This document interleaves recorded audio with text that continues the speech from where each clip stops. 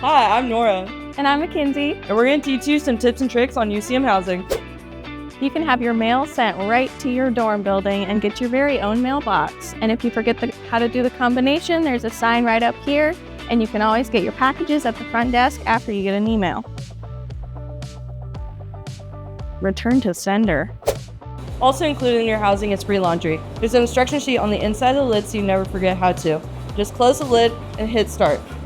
Hey Siri, set a timer for 30 minutes. Hey again.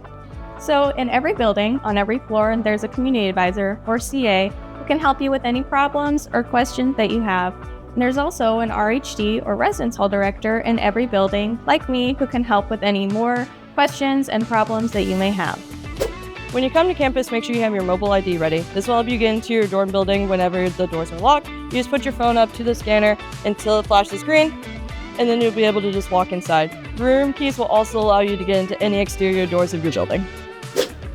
There are learning communities all across campus where you can live with people in your same major, go to your same classes, and you could even form a study group if you want. Well, these have been some tips and tricks. Oh, that's my laundry. Okay, well, these have been some tips and tricks about UCM housing. If you have any more questions, don't be afraid to ask.